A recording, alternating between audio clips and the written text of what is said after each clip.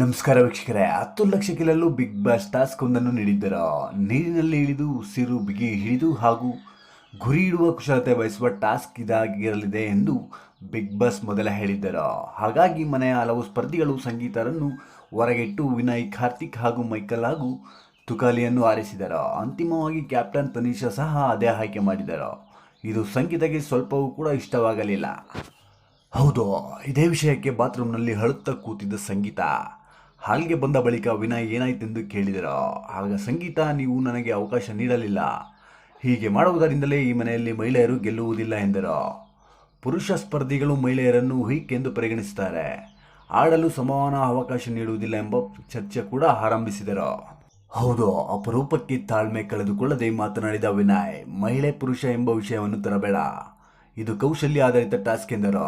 Michael ಇನ್ನೂ ವಿವರವಾಗಿ, ನಿನಗೆ ಹಾಡಲು ಅವಕಾಶ ಸಿಗಲಿಲ್ಲ, ಅದಕ್ಕೆ ನಿನಗೆ ಈ ಟಾಸ್ಕ್ಗೆ ಬೇಕಾದ ಕೌಶಲ್ಯ ಇಲ್ಲದಿರುವುದು ಕಾರಣ.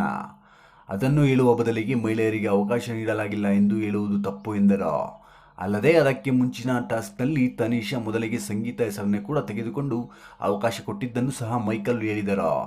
ಬಳಿಕ ಸಂಗೀತ ತಮ್ಮ ಹೇಳಿಕೆಯನ್ನು ಬದಲಾಯಿಸಿಕೊಂಡರು. ಹೌದು ಸ್ನೇಹಿತರೆ, ಈ ವಿಡಿಯೋ ಇಷ್ಟವಾದಲ್ಲಿ ನಮ್ಮ ಚಾನಲನ್ನು ಸಬ್ಸ್ಕ್ರೈಬ್ ಮಾಡಿ, ಲೈಕ್ ಮಾಡಿ, ಶೇರ್ ಮಾಡಿ ಅಂತ ಹೇಳ್ತಾ ನೆಕ್ಸ್ಟ್ ವಿಡಿಯೋದಲ್ಲಿ ಸಿಗೋಣ. ಬಾಯ್.